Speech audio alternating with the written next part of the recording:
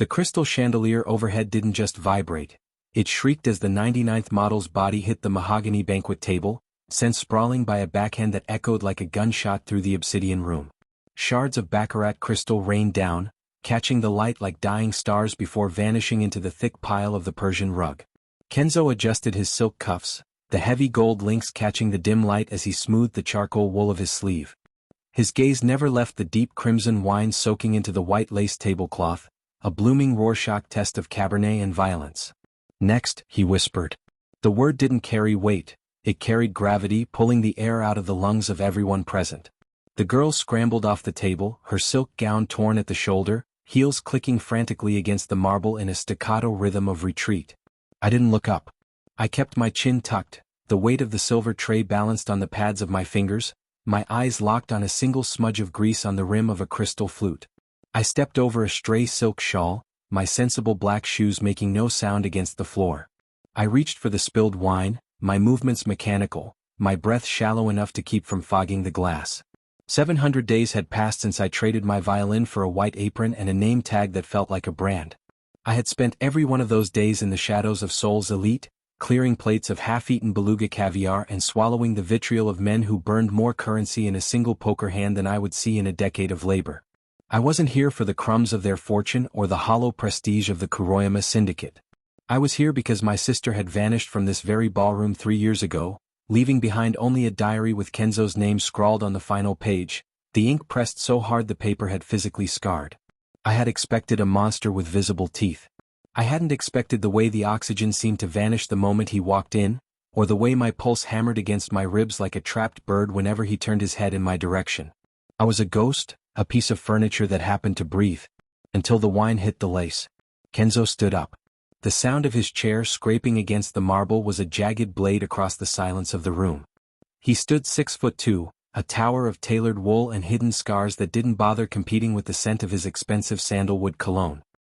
He walked toward me, his pace slow, rhythmic, the deliberate gait of a man who had already calculated the exact number of steps to his destination. He didn't look at my face, he looked at my hands. I kept scrubbing the stain, my knuckles turning the color of bleached bone. He reached out, his thumb catching a stray drop of Romani Conti that had splashed onto my stiff white collar. "You're not on the list," he said. His voice was a low, guttural vibration that made the crystal flutes on my tray hum in a fragile, terrifying harmony. I didn't flinch. I didn't pull away. "I'm the help, sir. The stain won't wait for the selection to finish." He leaned in closer, the heat of his body radiating through his suit, the metallic scent of old iron and rain surrounding me. "The help doesn't carry a high-frequency signal jammer in their garter, Ji-eun." The silver tray hit the floor with a deafening clang that masked the sound of my heart stopping. I reached for the concealed ceramic blade at my waist, my fingers brushing the cold, serrated edge, but his hand was a blur of motion, a steel trap locking around my wrist with a force that made my bones groan. He didn't just hold me, he pinned me against the table, the mahogany biting into my spine. "The search is over," he announced, his voice booming through the vaulted ceiling, silencing the panicked murmurs of the guards and the remaining models who huddled like frightened deer in the corners. He pulled me flush against his chest, the heat of him overwhelming the cold air of the room.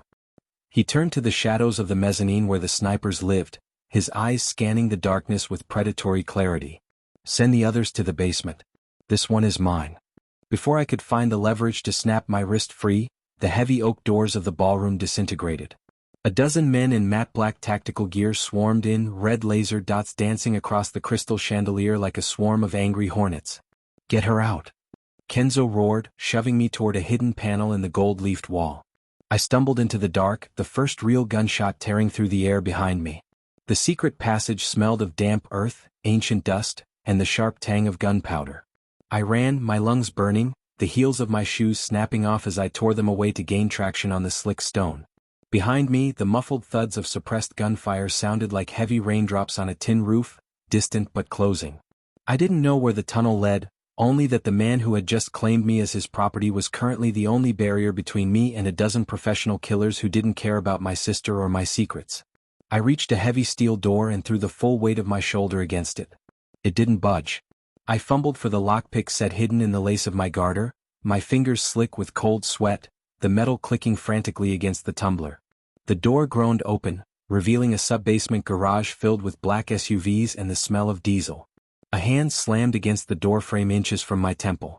I spun, the ceramic blade in my hand arching toward a jugular, but Kenzo caught my forearm mid-swing, his chest heaving, blood matting the hair at his temple. "The South Side crew," he panted, a thin line of red seeping from a graze on his forehead. "They didn't come for the models. They came for the girl who's been skimming my digital ledgers for 6 months." He didn't wait for a response, didn't wait for me to explain the encrypted files or the midnight hacks. He threw me into the passenger seat of a low-slung Italian sports car and floored it before my door was even shut. The tires screamed, leaving black ribbons of rubber on the concrete as we fishtailed out of the garage, the steel gates hissing shut just as a hail of bullets pockmarked the wall behind us. We tore through the rainy streets of Seoul, the neon signs of Myeongdong blurring into streaks of pink and blue against the wet asphalt. Kenzo drove with a focused violence, his knuckles white on the leather steering wheel, his eyes locked on the horizon. "Why?" he asked, the word sharp. "Why risk your life for a ledger you can't even decrypt?" "My sister," I said, my voice shaking despite the adrenaline flooding my system. "You took her. I saw the entry in her diary. You were the last person she saw before she vanished into the air." Kenzo's jaw tightened until the muscle ticked visibly. He swerved to avoid a delivery truck, the car dancing on the ragged edge of a skid. "I didn't take her, Ji-eun. I hit her. And if you'd spent less time trying to rob me and more time looking at the metadata on those encrypted files, you'd know she's the one who tipped off the Southside crew to kill me tonight." He slammed the car into a higher gear, the engine roaring in a mechanical scream. "She isn't the victim. She's the architect. If you believe Ji-eun is stronger than the world that tried to break her, hit the like button so her story reaches someone who needs to hear it." The car screeched to a halt at the edge of the Han River, the dark water churning under a lead gray sky. Kenzo killed the lights, plunging us into a heavy, suffocating silence. The rain drummed a frantic, uneven rhythm on the carbon fiber roof. My heart felt like a trapped thing in my chest. "She wouldn't do that," I whispered, the words tasting like ash. "She's a violinist. She doesn't know how to run a syndicate. She used to cry when she stepped on a beetle." Kenzo reached into his jacket and pulled out a burner phone, the screen cracked and stained with oil. He tapped the screen and handed it to me. A video played, grainy, high contrast, black and white. It showed my sister, her face harder, colder than the girl I had grown up with. She was sitting at the head of a table filled with men whose names appeared on Interpol's most wanted lists. She wasn't playing the violin. She was holding a cold, heavy pistol to a man's temple, her fingers steady on the trigger. "She used you, Ji-eun," Kenzo said, his voice dropping to a jagged, painful whisper. "She knew you'd come looking. She knew you'd find a way to get close to me. You were the perfect distraction while she dismantled my northern operations from the inside out." I stared at the screen, my vision blurring. The woman in the video moved with a lethal precision that made my skin crawl. Suddenly, a red laser dot appeared on Kenzo's chest, centered right over his heart, visible through the windshield. I didn't think. I lunged across the center console, my weight tackling him toward the floorboards just as the driver's side window disintegrated into a cloud of glass diamonds. Kenzo didn't waste a heartbeat. He kicked the door open and dragged me out into the mud, the cold rain soaking through my clothes in an instant. We scrambled behind the massive stone pillar of the bridge. "Sniper!" he yelled over the howling wind. He pulled a heavy handgun from his waistband and checked the magazine with a practiced flick. "They're at the 3 o'clock position, top of the warehouse." He looked at me, his eyes searching mine for a sign of betrayal or strength. "I have 1 clip left. You have the lockpicks. There's a maintenance hatch 50 yards to our left. If you can get it open, we can reach the lower docks and vanish." "Why are you helping me?" I hissed, wiping the mud and glass from my face. "I tried to ruin you. I spent 2 years planning your downfall." Kenzo looked at the warehouse, his finger hovering over the trigger. "Because you're the only person who hasn't lied to me in 10 years. Even your hate was honest. And right now, honest hate is the only thing I can trust." He stood up and fired 3 rapid shots toward the warehouse roof, the muzzle flashes illuminating the rain like lightning. "Run." I took off, my feet skidding on the slick grass, my breath coming in ragged gasps. I reached the hatch, my fingers fumbling with the tools, the metal freezing my skin. I heard the sniper's rifle bark again, a sharp, whip-like crack. Kenzo grunted. I looked back and saw him stumble, his hand clutching his thigh, blood blooming through his trousers. I didn't go into the hatch. I ran back. I grabbed his arm, my shoulder straining under his dead weight. "I told you to run, you idiot," he growled, his face turning the color of parchment. I don't leave people behind, I said, my teeth chattering. I dragged him toward the hatch, bullets kicking up sprays of dirt at our heels. We tumbled into the darkness of the maintenance shaft just as a grenade detonated above, the shockwave rattling my teeth. We slid down a metal chute, landing hard on a bed of rusted chains and old rope. The air smelled of salt, diesel, and decay. We were in the belly of the old industrial docks.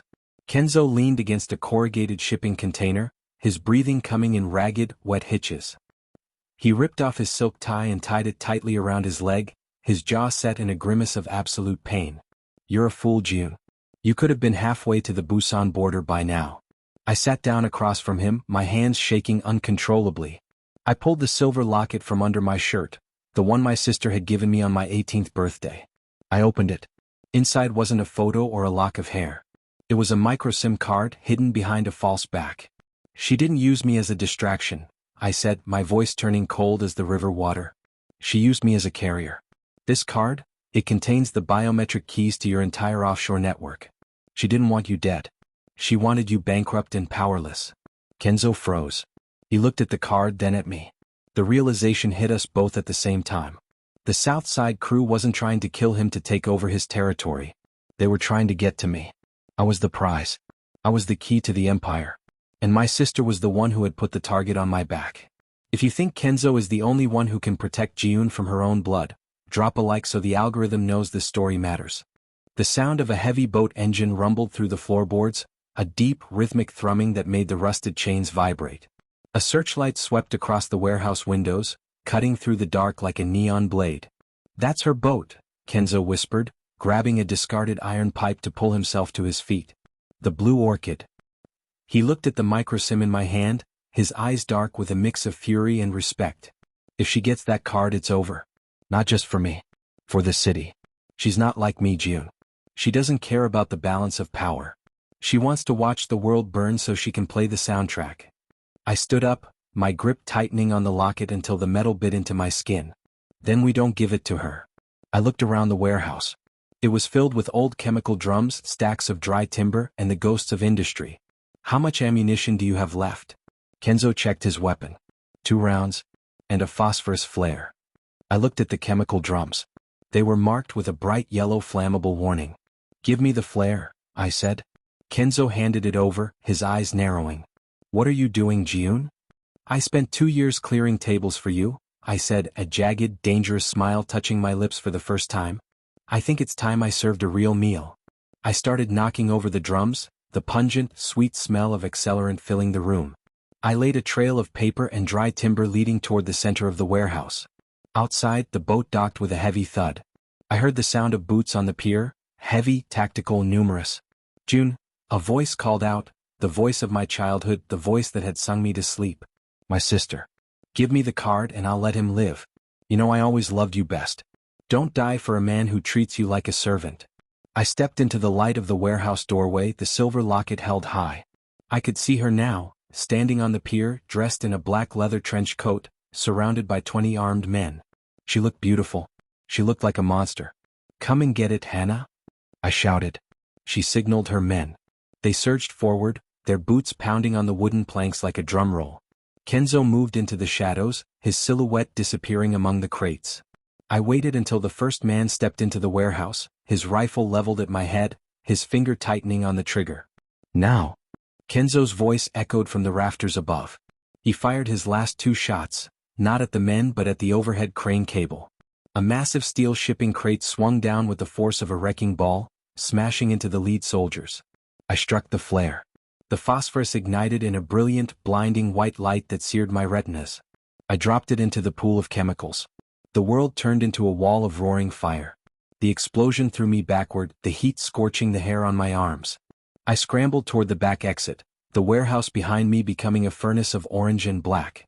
I heard screams, the sound of secondary explosions as the drums went off, and the roar of the fire consuming the history of the Kuroyama syndicate. I reached the pier, coughing up thick black soot.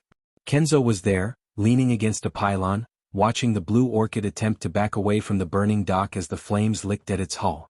Hannah stood on the deck, her face illuminated by the inferno. She looked at me, her eyes filled with a rage that transcended sisterhood, a hatred so pure it was almost beautiful. She raised a gun. I didn't move. I didn't hide. I stood my ground. But before she could fire, a shadow rose behind her from the churning water. Kenzo hadn't stayed on the pier. He had boarded the boat in the chaos of the explosion. He grabbed her arm, the gun firing harmlessly into the stormy sky.